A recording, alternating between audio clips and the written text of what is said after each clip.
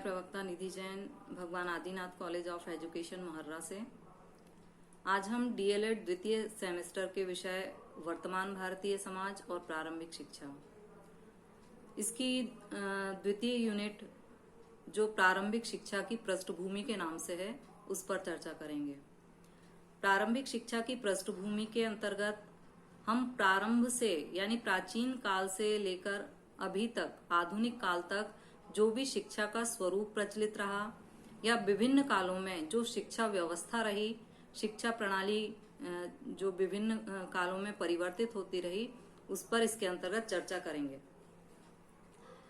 सबसे पहले शुरुआत करते हैं प्राचीनकालीन शिक्षा की, जो कि वैदिक कालीन शिक्षा के नाम से प्रचलित रही। चूंकि यह शिक्षा वेदों पर आधारित थी या इस शिक्षा का स्रोत वेद थे, इसीलिए इसे वैदिक कालीन शिक्षा या गुरुकुल कालीन शिक्षा का नाम दिया गया।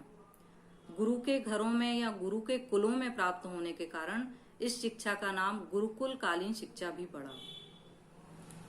अर्थात जो वैदिक कालीन शिक्षा थी वह गुरुकुलों में प्राप्त की जाती थी। शिक्षा का प्रमुख केंद्र उसमें गुरुकुल होते थे।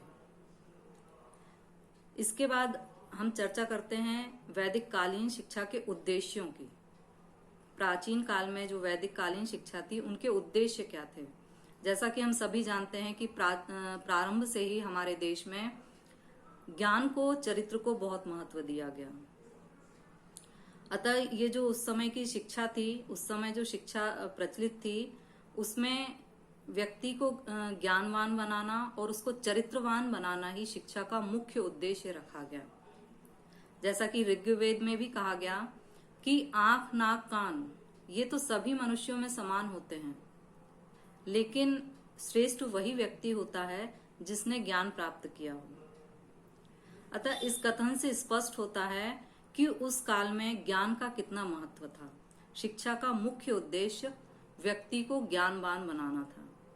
उस काल में शिक्षा को ये परिभाषा दी गई, सा विद्या या विमुक्तये। सा विद्या या विमुक्तये अर्थात विद्या वह है जो हमें मुक्ति दिलाए।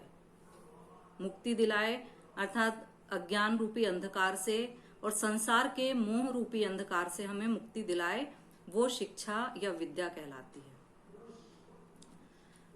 अब हम चर्चा करते हैं वैदिक कालीन शिक्षा के उद्देश्यों पर। जैसा कि हमने पहले भी देखा कि वैदिक कालीन शिक्षा का प्रमुख उद्देश्य व्यक्ति को ज्ञानवान बनाना और धार्मिक बनाना था। यह जो शिक्षा थी वो धार्मिक भावनाओं पर आधारित थी और इसमें कहा गया कि धार्मिक व्यक्ति वही हो सकता है जो चरित्रवान हो। अर्थात इससे शिक्षा का एक उद्देश्य और निकलकर यहाँ सामने आता है कि शिक्षा का उद्देश्य था व्यक्ति को चरित्रवान भी बनाना, धार्मिक बनाना, व्यक्ति को ज्ञानवान बनाना और उसका चारित्रिक विकास करना। ये शिक्षा के मुख्य उद्देश्यों में से एक था।